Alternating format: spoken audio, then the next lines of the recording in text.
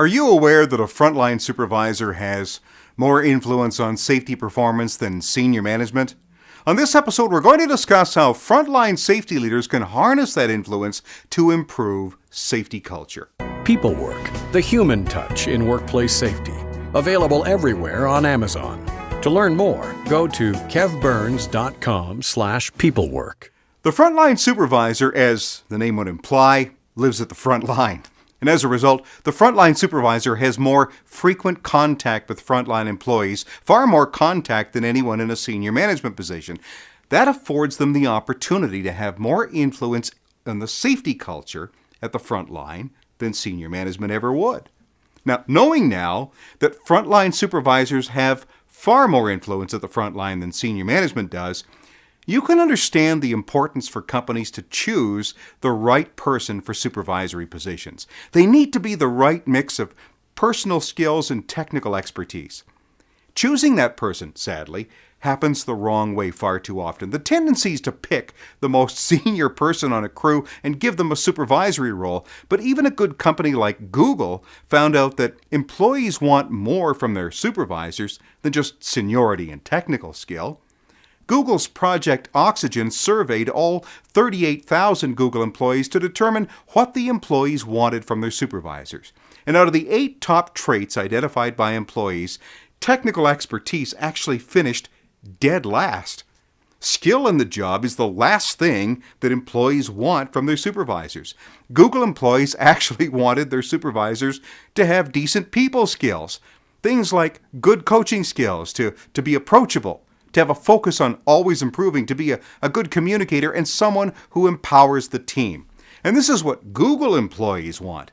And they're not even as tightly regimented in their workday as frontline laborers. So you can imagine how having those people skills in a tightly run, high-risk environment would be needed even more. For the supervisor, it's imperative that they understand that authority and influence are two very different things. Anyone can be the boss and throw their authority weight around. That takes no skill or talent, or even confidence when you think about it. Influence, though, takes a lot of skill and the right mindset. So what comes first, skill or mindset? Well, I'd say mindset, because it'll determine how you acquire your skills. Here are 3 strategies to adjust your mindset so that you as a frontline supervisor or safety person, a safety leader, can develop better influence. Number 1, be more concerned with their welfare than yours. Now, this will be the toughest component for new supervisors who feel that they need to prove that they're capable of doing the job. Unskilled supervisors with the wrong mindset can end up being more focused on protecting their own jobs than they are empowering employees to help them be better in the job. Let's break it down this way. The most valuable person in an organization is the one that employees want to perform better for. The supervisor who's focused on inspiring and motivating their team to better safety performance becomes a valuable and irreplaceable asset. No company wants to lose valuable people like that. These people improve retention, loyalty, and ultimately they reduce turnover. That means teams work together longer and become a tighter, more cohesive unit. The skilled supervisor who's focused on the welfare of others becomes that valuable person. In turn, that creates more valuable people in the organization. These good supervisors have tremendous influence because they work to improve the performance of others so that they can excel. And they're not more concerned about how good they themselves look to their superiors. That mindset shift earns respect and trust, and that means that they rise to the top when it comes to being allowed to influence employees to embrace safety. It's not enough to have the ability to influence. That doesn't matter till you have the permission from employees to influence. And it starts with being outward focused. Number 1, be more concerned with their welfare than yours.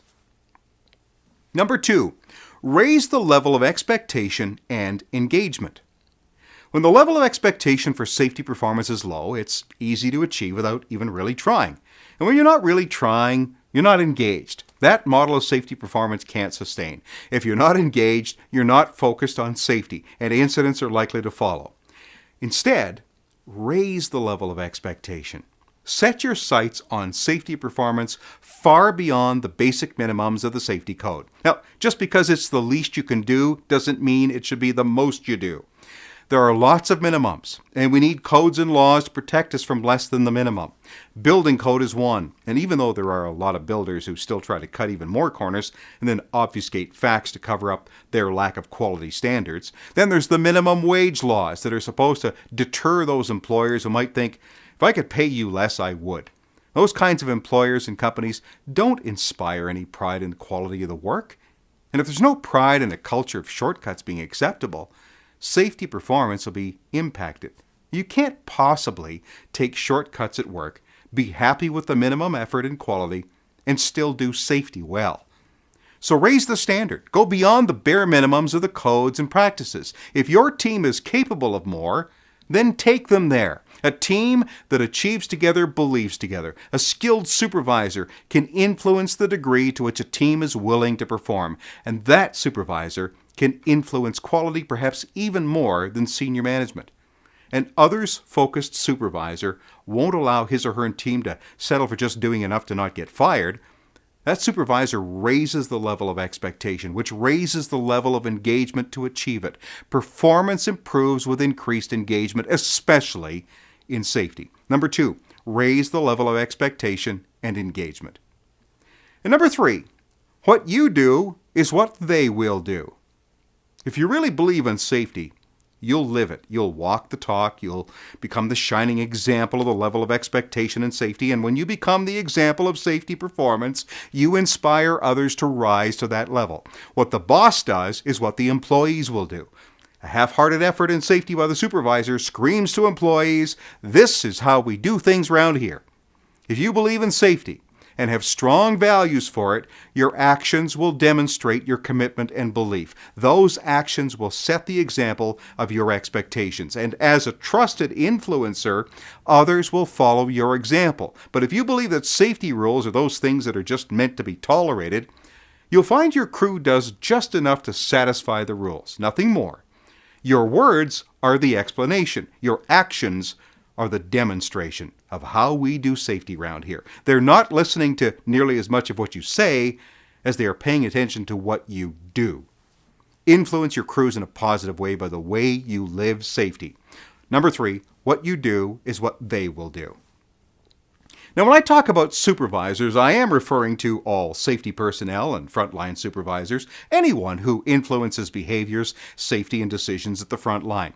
These folks carry more influence with frontline employees than perhaps they may even comprehend. As a supervisor, focus on how you help improve the skills and results of your people. Empower them and inspire them to want to be better safety performers. And with this new mindset from today's 3 points, you'll find in time that you don't have to work as hard to influence performance as you have in the past.